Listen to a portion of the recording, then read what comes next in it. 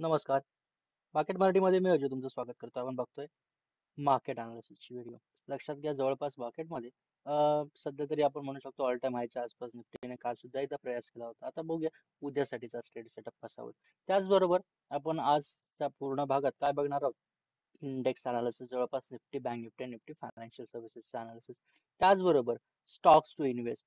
काही स्टॉक्स जे शेअर्स इन्व्हेस्टमध्ये आपण इन्व्हेस्ट करू शकतो ज्या शेअर्समध्ये. पण लक्षात घ्या हे काय माझं एक ऍडवाइस आहे की डायरेक्ट तुम्ही इन्व्हेस्ट करू नका. तुम्ही स्वतःहून सुद्धा रिसर्च करा.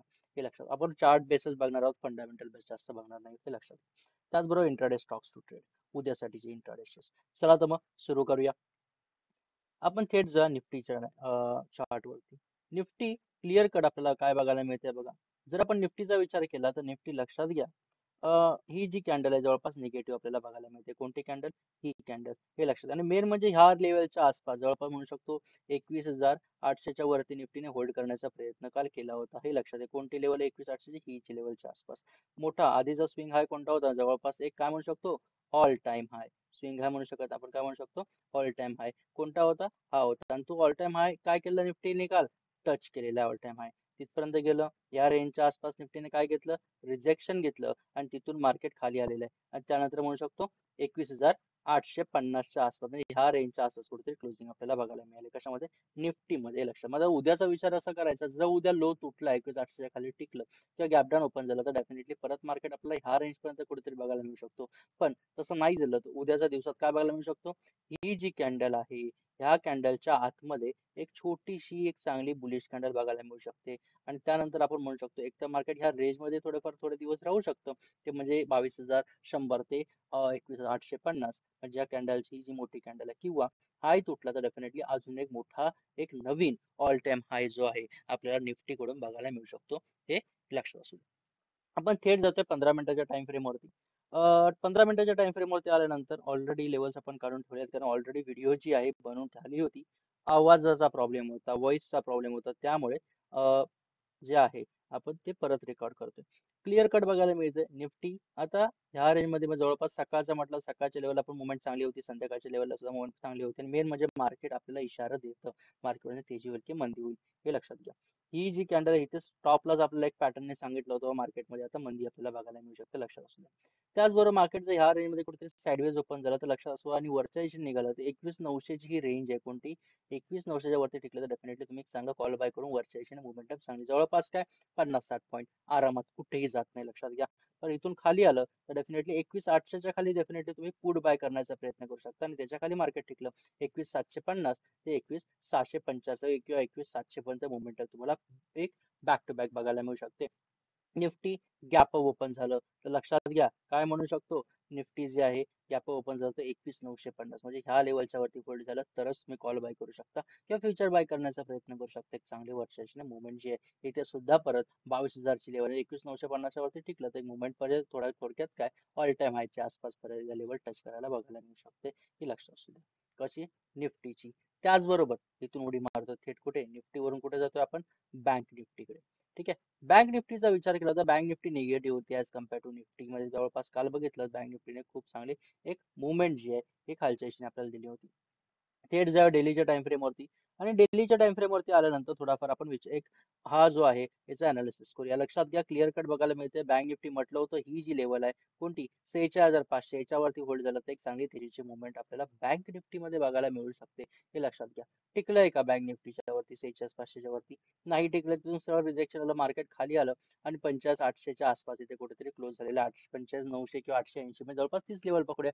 सो आता विचार करायचा आहे मार्केट जर टिकलं तर म्हणजे जवळपास काय टिकण्यासाठी 47,000च्या वरती होल्ड करणं गरजेचं आहे. म्हणजे थोडक्यात काय हा ब्रेकआउट सस्टेन होण्यासाठी कोणता 46,500चा हा ब्रेकआउट सस्टेन होण्यासाठी काय म्हणू शकतो? आता करंटचा हाय हा आहे त्यामुळे 47,000च्या वरती सस्टेन झालं तरच आपल्याला मोमेंटम चांगली बघायला मिळू शकते बँक निफ्टीमध्ये. पण तसं नाही झालं आणि मार्केट खाली आलं तर म्हणून काय शकतो बघा ही जी लेवल आहे 50,800 याच्या खाली आपल्याला अजून सेलिंग 50,500 पर्यंत मुवमेंट किंवा 50,500 खाली तुटलं तर येऊन 50,000 पर्यंत सुद्धा परत एकदा बँक निफ्टी परत खालच्या दिशेने येण्याचा प्रयत्न डेफिनेटली करू शकते. त्याचबरोबर सर्वात महत्वाची गोष्ट काय मगाशी म्हटलं असं ही जी कॅन्डल आहे जी चांगली रेड बनलेली आहे काय म्हणू शकतो, एक बियरिश कॅन्डल आहे ज्याच्यामध्ये आपल्याला असं वाटतंय की हा ही स्ट्रॉंग बियरिश आहे, तिचा लो तुटला तर परत सेलिंग थोडक्यात काय एक चांगला आपल्याला एक प्रेशर कॅन्डल टाइप बघायला मिळते टॉप वरती. काय म्हणू शकतो, ह्या कॅन्डलच्या आतमध्ये एक छोटीशी कॅन्डल जर बनली उद्या, किंवा आपण म्हणू शकतो एक सेलिंग आली आणि त्याच्यानंतर एक चांगली मोठी बुलिश कॅन्डल अशी बनली कुठेतरी सेकंड मोस्ट बुलिश वगैरे, तर लक्षात घ्या, एक गोष्ट लक्षात घ्या, मार्केट थोडंफार का असं ना पुल बॅक म्हणजे जवळपास काय म्हणू शकतो, रिजेक्शन घेतला, पुल बॅक आला आणि परत तेजी कंटिन्यू झाली असं आपण म्हणायचा प्रयत्न करू शकतो. त्यात काय ही लेवल जी आहे याच्यावरती कुठेतरी टेकण्याचा प्रयत्न इथे केला होता आहे आज म्हणजे जवळपास शुक्रवारी, पण टिकण्यात काय झालेलं आहे, अयशस्वी राहिलेलं आहे. कोण? Nifty bank. कोण अयशस्वी राहिले? Nifty bank. हे लक्षात घ्या. त्याचबरोबर आपण थेट जाऊया 15 मिनिटाच्या टाइम फ्रेमवरती. 15 मिनिटाच्या टाइम फ्रेमवरती आल्यानंतर ऑलरेडी म्हटलं असं सेटअप सगळे तयार आहेत. ठीक आहे. क्लिअर कट बघायला मिळते बँक निफ्टीचा सेटअप परफेक्ट बनलाय. आता सर्वप्रथम काय करायचंय, ऍक्च्युली ही जी ट्रेंड लाईन ही परफेक्ट ते करते. त्यामुळे जर बँक निफ्टी बाईंग रेंजला आला तर बाईंगची झोन आहे बँक निफ्टीची 46,300, याच्यावरती बँक निफ्टी टिकलं तरच तुम्ही बाय करण्याचा प्रयत्न करा. 46,300, 46,400, 46,788 पर्यंत टार्गेट तुम्हाला बघायला मिळू शकतं. सेल करायचं म्हटलं तर 45,891च्या खाली तुम्ही सेल करण्याचा प्रयत्न करू शकता, किंवा पुट बाय करण्याचा प्रयत्न करू शकता. 45,637 ते 45,426 पर्यंत मोमेंटम तुम्हाला बघायला मिळू शकते, आरामात बघायला मिळू शकते. त्याचबरोबर एक सर्वात महत्वाची गोष्ट ती म्हणजे काय, मार्केट गॅपडाऊन ओपन झालं तर लक्षात घ्या ही जी लेवल आहे ही महत्वाची आहे. काय करायचं आहे, गॅपडाऊन ओपन झालं तर पहिली कॅन्डल बघा कोणती बनते हे लक्षात घ्या. जर बिअरिश कॅन्डल असेल त्या कॅन्डलने सरळ जर खाली निघाली तर डेफिनेटली ह्या सपोर्ट पर्यंत पहिलं टार्गेट तुम्ही घेऊ शकता. पुढे बाय करून त्याचा लो तुटला तर अजून मोमेंटम तुम्हाला खालच्या दिशेने बघायला मिळू शकते, हे लक्षात असू द्या. जर मार्केट गॅप ओपन झालं तर सर्वात महत्वाचं लक्षात घ्या 46,300 ह्या रेंजच्या वरती होल्ड करणं गरजेचं आहे. होल्ड केलं, पहिली 5 मिनिटाची कॅन्डल पॉझिटिव्ह राहिली, त्या कॅन्डलने पुढच्या कॅन्डलचा हाय तोडला तर डेफिनेटली याच्यावरून तुम्ही बाय करण्याचा प्रयत्न करू शकता. 46,688चं पहिलं टार्गेट, त्याच्यावरती 47,000चं दुसरं टार्गेट आहे. बॅक टू बॅक दोन टार्गेट जे आहेत तुम्हाला बघायला मिळू शकते. कशामध्ये? निफ्टी बँक मध्ये, हे लक्षात असू दे. समजलंय का ऑप्शन बाईंगची सेटअप उद्यासाठी कसा असणार आहे तो. त्याचबरोबर आपण जातोय ते म्हणजे काय, बँक निफ्टी नंतर निफ्टी आपण इथे सर्च करण्यापेक्षा ऑलरेडी ऍड केलेलेच आहेत वॉच लिस्टला. Nifty financial service. फायनान्शियल सर्व्हिसचा विचार केला तर लक्षात घ्या इथे सुद्धा तोच विषय ऑलरेडी सेटअप बनवून तयार आहे. क्लिअर कट बघायचं म्हटलं तर लक्षात घ्या इथे सुद्धा तोच विषय जसा निफ्टी बँकचा आहे हे लक्षात घ्या. ऑलरेडी रिजेक्शन घेताना ब्रेकआउट झोन असणार आहे 20,800च्या आसपासची. लो तोडलं तर डेफिनेटली थोडंफार सेलिंग आपल्याला बघायला मिळू शकते. सो आणि सर्वात महत्वाची ही जी ट्रेंड लाईन आपण काढली किती छान पद्धतीने मार्केटने सपोर्ट घेतलाय ते क्लिअरली बघा. 20,600च्या वरती मार्केट टिकलं, निफ्टी फायनान्शियल सर्व्हिस ते 20,600च्या वरती टिकलं तरच तुम्ही कॉल बाय करण्याचा प्रयत्न करू शकता. 20,700चं हे पहिलं टार्गेट घेण्याचा प्रयत्न करू शकता, त्याच्यावरती 20,800चं हे दुसरं टार्गेट घेण्याचा प्रयत्न करू शकता. त्याचबरोबर या रेंज मध्ये ओपन झालं तर डेफिनेटली नो ट्रेडिंग झोन असणार आहे आपल्यासाठीचा. ठीक आहे. अरे बदाम झालं का चुकून? ओके, असू दे. बदाम झालं तर तीर सुद्धा काढून घे. ठीक आहे. आपला याचा काय संबंध नाही, माझा तर काय असा संबंध नाही. पण असो, आता झालंय कॉन्सिडंटली आपण काढून तर ठेवूया. ठीक आहे. आता बघा, इथून मार्केट खाली आलं तर लक्षात घ्या इथून मार्केट असं खाली आलं. आता समजा कोणाचं दिल बिल तुटलं असेल ते बघा, असं मार्केट खाली येतं. कसं येतं? असं मार्केट खाली आलं. असं एक चांगली कॅन्डल आपल्याला बघायला मिळाली. ठीक आहे. कशी निगेटिव्ह कॅन्डल. त्यामुळे काय करू शकतो, 20,400च्या खाली आपण काय करू शकतो, पुट बाय करू शकता. ट्रेंड लाईन तुटली आहे, चांगली निगेटिव्ह मुवमेंट आहे, चांगली कॅप्चर करा. 20,300 त्याच्या खाली टिकलं तर 20,200 एक चांगले सपोर्टिव्ह दोन बेक एक जवळपास एक प्रॉपर टार्गेट्स बघायला मिळतात. पहिला हा टार्गेट आला तर पहिला हा बुक करा, तो आला तर तो बुक करा, दोघांपैकी कोणताही तुम्ही बुक करण्याचा प्रयत्न करा. ठीक आहे.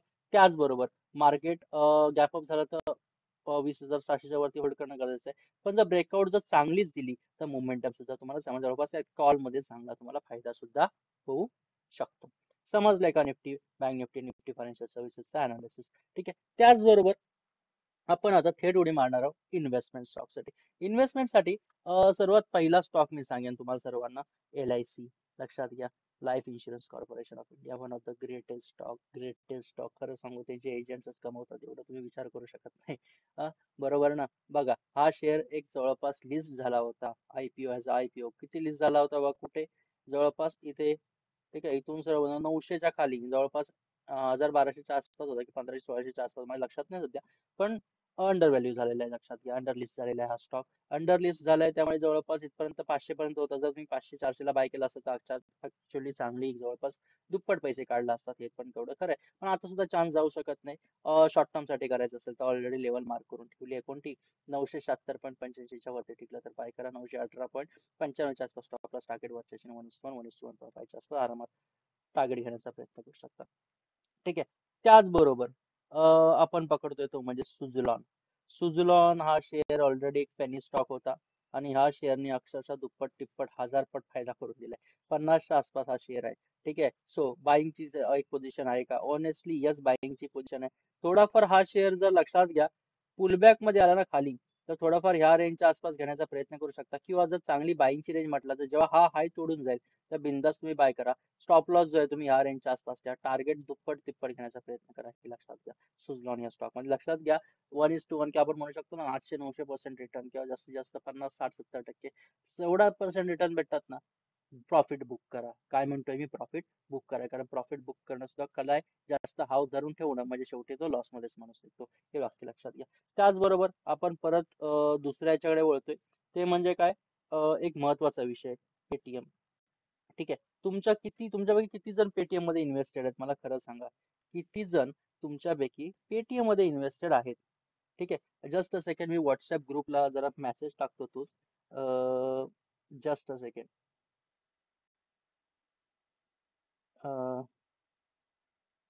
ओके.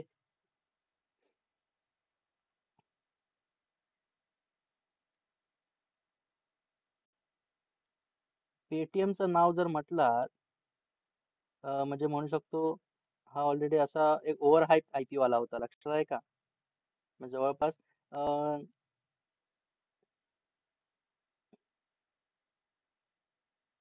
इन्व्हेस्टेड आहे. ओके. ओव्हर हाईप्ड आयपीओ आला होता पेटीएमचा, हे लक्षात घ्या. ठीक आहे. पेटीएमचा ओव्हर हाईप्ड होता, जवळपास आपण म्हणू शकतो 2100-2200 ची रेंज होती पेटीएमच्या आयपीओची त्यावेळी. काय झालं? काय झालं काय बघा. पेटीएम झालं काय क्लिअरली बघा, काय दिसतंय तुम्हाला सर्वांना? ऑलरेडी काय झालंय बघा या शेअर, आता 487 ला हा शेअर आहे. आणि मेन म्हणजे हा रिकवर करेल की नाही हे काहीच सांगू शकत नाही. काहीच नाही, काही बोलूच शकत नाही शेअर बद्दल. ह्याच्या पाठचं कारण सांगतो. बरेच लोक खूप कमी किमतीला शेअर घेतात, चांगली गोष्ट आहे. पेटीएम खूप चांगली कंपनी होती, आपल्याला सगळे माहिती आहे. पेटीएम करो, पेटीएम करो, पेटीएम करो. ऑनलाईन वरती जेव्हा डिमॉनिटायझेशन झालं होतं तेव्हा पेटीएमचंच नाव सगळीकडे पॉप्युलर झालं होतं. ठीक आहे. आता पेटीएम इथे फक्त आपण टाकूया पेटीएम न्यूज, बाकी काही करूया नको. काय दिसतंय हे बघा, मनी कंट्रोल, आपली फेवरेट साईट. काय दिसतंय बघा, पेटीएमच्या बाबतीत फक्त टाकल्यावर काय दिसतंय? क्लिअर कट बघा, मनी लॉन्ड्रिंग. ठीक आहे. रिलेटेड ट्रान्झॅक्शन वगैरे, फॉल्टी केवायसी प्रोसेसेस. काय दिसतंय? Faulty KYC processes. ठीक आहे. मी मध्यंतरी बातमी अशी ऐकली होती, लक्षात घ्या, एक आपलं जे आधार पॅन कार्ड जे आहे त्याच्यावरती आपण एक अकाउंट हे करू शकतो. पेटीएमने जवळपास 1000, काय म्हणतोय, 1000 अकाउंट एका पॅन कार्डचे काढलेलं होतं, हे लक्षात घ्या. ते पण कुठेतरी असेल, जस्ट सेकंड. थोडक्यात काय, आपण फक्त अशा बातम्या बघतो, हे लक्षात घ्या. जवळपास ज्या बाहेर आल्या आहेत आणि मोठ्या लोकांना ह्या गोष्टी आधीच माहिती असतात, हे लक्षात घ्या. त्यामुळे आपण सदर न्यूज वरती जाऊया. ओके. आणि न्यूज वरती आल्यानंतर आपल्याला समजेल आता पेटीएमने अजून काय केलंय. लक्षात घ्या. थोडक्यात सांगण्याचं उद्दिष्ट काय आहे की कंपनीमध्ये सध्या खूप मोठा फ्रॉड झालेला आहे, हे लक्षात घ्या. आपण फ्रॉड म्हणजे कुठून असं हे झालं नाही, पण कंपनीज या सगळ्या गोष्टींमध्ये इन्व्हॉल्व दिसलेली आहे. जवळपास काय म्हणू शकतो, आता विचार करा, एक जवळपास हजारो लोक, म्हणजे 1000 माणसांवरती एक पॅन कार्ड, एक हजार लोक माणसं वापरतात, त्यांच्या नावावरती आहे. मग तुम्ही मला सांगा की ह्याच्यामध्ये केवढा मोठा फ्रॉड आहे. त्याला फ्रॉडगिरीज म्हणतात त्या गोष्टीला.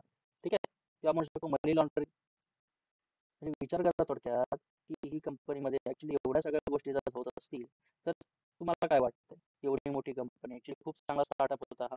बट सांगण्याचं उद्दिष्ट कसं आहे, ह्या सगळ्या गोष्टींमध्ये तरी चायनीज लिंक सुद्धा त्या लोकांच्या होतं. म्हणजे जवळपास काय चायनीजच्या ऑलरेडी कसं आहे, चायना इन्व्हेस्टर सुद्धा आहे. चायनाची कंपनी, तिचा एंड मोबाईल ऍक्च्युली अलिबाबा ग्रुपची कंपनी आहे ती.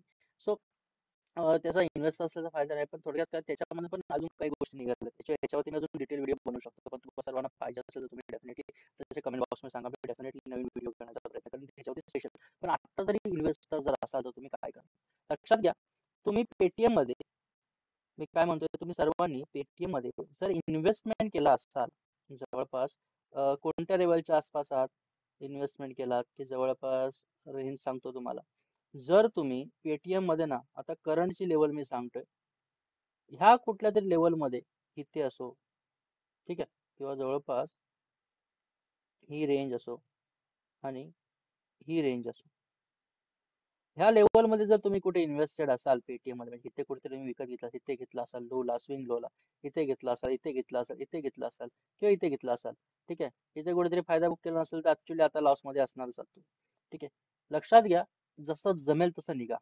काय म्हणतोय, हा पॅनिक सेल आहे सगळा, सरळ लोअर सर्किटला स्टॉक आहे, त्यामुळे जसं भेटेल तसं निघा जर इथे इन्व्हेस्टेड असाल तर.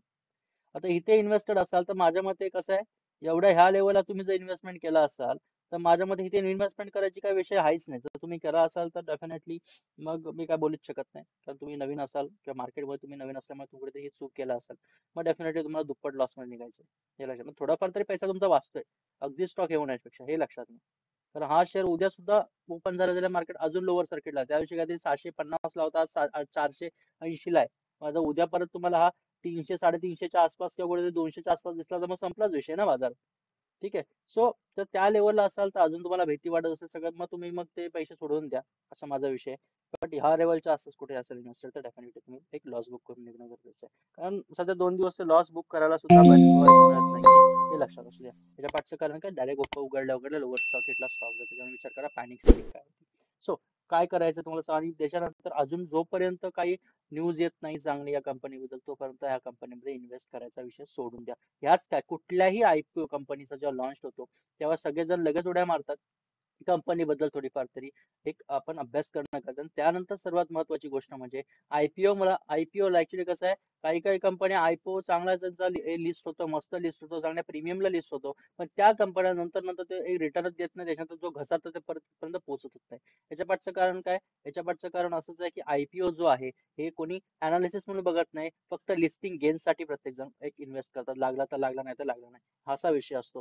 त्यामुळे प्रॉपर इन्व्हेस्टमेंट असते, ती व्यवस्थित अभ्यास करून गेली असते. त्यामुळे सर्व नवीन सदस्यांना जे नवीन मार्केटमध्ये येतात, तुम्हाला जर मार्केटमध्ये झिरो रिस्क वरती काम करायचं आहे ना, निफ्टी 50चे स्टॉक्स पकडा, अनालिसिस करा, निफ्टी 50चे स्टॉक पकडा, त्याच्यामध्येच इन्व्हेस्ट करा.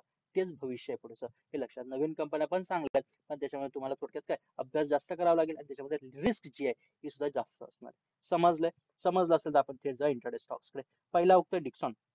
डिक्सॉनची बाईंगची झोन किती, 6,418च्या वरती टिकलं तरच बाय करा, नाही तर बाय करण्याचा प्रयत्न करू नका. ऑलरेडी एक चांगल्या एक जवळपास सेलिंग झोन मध्ये होता, ठीक आहे, कारण ऑलरेडी ऑल टाइम एक चांगला मोठा हाय या स्टॉकने बनवला होता, जवळपास 6,700च्या आसपास.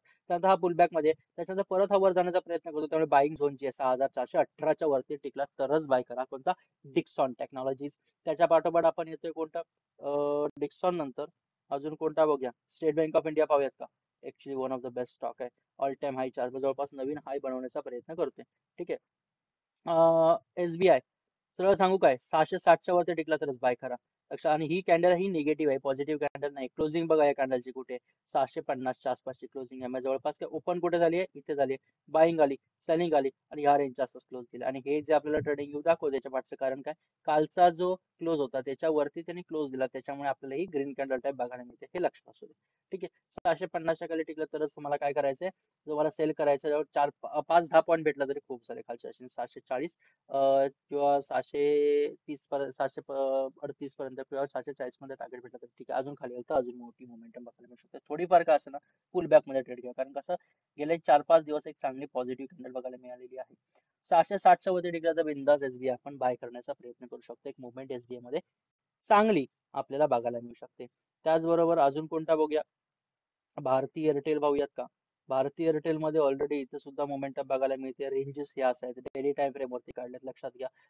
15 मिनिटावरती जाऊन तुम्हाला सेपरेट त्या लेवलच्या बाहेर जातो तर हे करायचंय. 1178च्या वरती टिकलं तर बिंदास बाय करा, पण 1138च्या खाली टिकला तर थोडक्यात काय, एक जवळपास 10-15 पॉईंटचा खालच्या घसरून तुम्हाला बघायला मिळू शकते. त्याच्यामुळे थोडंफार पुलबॅक मध्ये थोडेफार प्रॉफिट इंट्राडेचा विचार करतो, त्यामुळे इंट्राडेला आरामात बघायला मिळू शकतात. त्याचबरोबर आपण थेट जर अजून कोणता स्टॉक आहे काय ते युपीएल पाहूयात का? युपीएल ओके, इथे सुद्धा जवळपास आपल्याला थोडक्यात काही डिसिजन कॅन्डल बघायला मिळाली. सो युपीएल 540.80 वरती टिकलं तर बिंदास बाय करा, एक चांगली मोमेंटम बघायला मिळू शकते. पण अन्यथा जर लो तोडून 525.85 खाली टिकला तर डेफिनेटली काय ऑलरेडी ऑलरेडी डाऊन ट्रेंड आहे. त्यामुळे डाऊन ट्रेंड जो आहे हा थोडाफार कंटिन्यू बघायला मिळू शकतो खालच्या दिशेने. पण माझ्या मते हाय तुटला थोडाफार पुलबॅक मध्ये एक जवळपास जास्त काय होणार जवळपास एक म्हणू शकतो 7-8 पॉईंट तरी टार्गेट तुम्हाला वरच्या दिशेने बघायला मिळू शकतं. समजलंय का सांगा काही स्टॉकचा अनालिसिस, निफ्टी बँक निफ्टीचा अनालिसिस, पेटीएम बद्दलच्या सगळ्या गोष्टी समजतात का? स्पेशल व्हिडिओ डेफिनेटली घेऊन येईन पण तुमच्या सांगण्यावरून. कारण त्यासाठी तुम्ही जास्तीत जास्त शेअर करा, लाईक करा, सबस्क्राईब करा. प्रश्न असेल तर कमेंट बॉक्समध्ये विचारा. ठीक आहे. त्यानंतर टेलिग्राम चॅनलची लिंक डिस्क्रिप्शन मध्ये देऊन ठेवतो, जॉईन करा. माझ्या मते इथे तुमची मी रजा घेतोय मित्रांनो. धन्यवाद.